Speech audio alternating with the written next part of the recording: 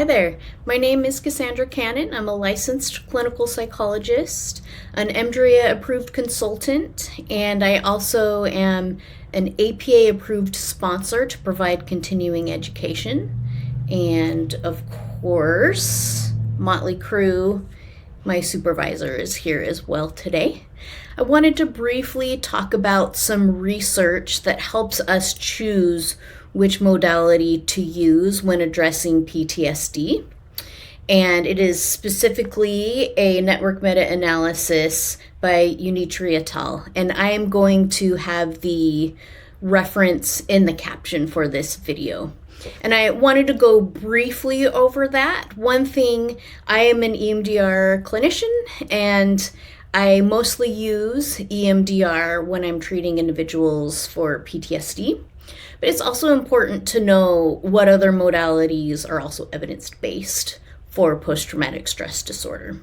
And so what the authors did is they conducted a network meta-analysis. And so what that is they looked at the meta-analyses of all types of therapies. And so the great thing about a network meta-analysis is you're able to look at multiple types of treatments, pool all of that data, and then also rank which ones appear to be the most impactful or most effective.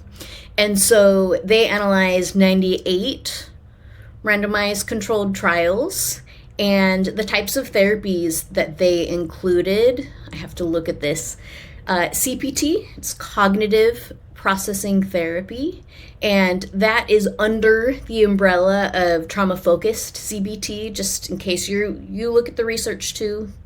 It's under that umbrella.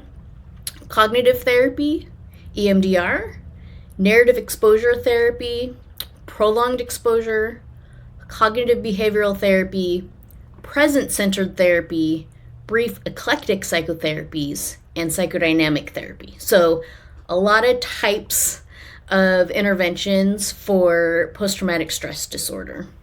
And so their results were that the top two were cognitive processing therapy and EMDR.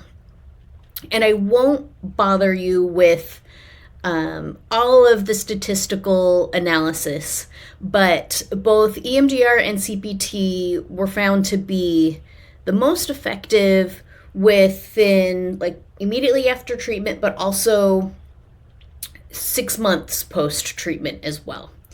And so other therapies that were also found to be very effective were the cognitive therapy, and those were the top three, actually: EMDR, CPT, and cognitive therapy. And so knowing that there are several types of therapies that can be helpful to treat someone who's diagnosed with PTSD, that is important to help your clients choose.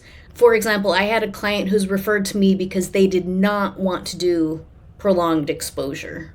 And so that clinician wisely said, well, there's something called EMDR where you don't have to actually sit in the prolonged exposure of the experience.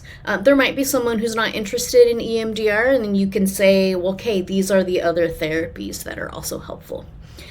Once, if your client does decide to do EMDR, research doesn't walk you through how to actually select your targets and how to sequence your targets. And so that's where treatment planning, target selection, and sequencing come into play.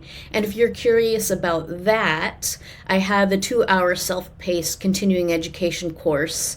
It's, since I'm an APA sponsor, you would earn APA credits, and it's also approved by EMDR. So if you need to continue to collect your hours for your certification, that would also apply there. So I hope this was helpful in helping you understand the research, what the research says about treating PTSD, what types of therapies are helpful, and what you can recommend to your clients if they are needing some form of therapy to treat post-traumatic stress disorder. Thanks.